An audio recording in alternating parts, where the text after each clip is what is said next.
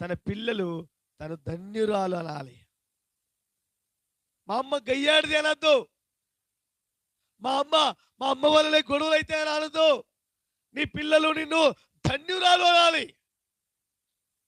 హల్లెలూయా చెప్పండి. హల్లెలూయా హల్లెలూయా హల్లెలూయా. మోషే తల్లి తన బిడ్డను 3 నెలలు శత్రువు నుండి కాపాడుకోగలిగాది. నీ బిడ్డలను కాపాడుకునే బాధ్యత దేవుడు నీకు ఇచ్చాడు. ఎవరిని కాపాడుతున్నావు? వేరే వాళ్ళని కాపాడుకోలేదు పోయి నీ కుటుంబాన్ని కూలగొట్టుకుంటావు. అది కాదు నేను చెప్పేది. నువ్వేం చేయాలంటే నీ బిడ్డలను శత్రువు నుండి కాపాడాలి. మాదిరికరమైన తల్లి ఎవరయ్యా అంటే భోజనాన్ని సిద్ధపరచాది. మాదిరికరమైన తల్లి ఎవరయ్యా అంటే తన బిడ్డలకు రక్షణ అనుభవం నడిపించేది. మాదిరికరమైన తల్లి ఎవరయ్యా అంటే తన కుటుంబస్తులను, తన ఇంటి వారిని, నడతలను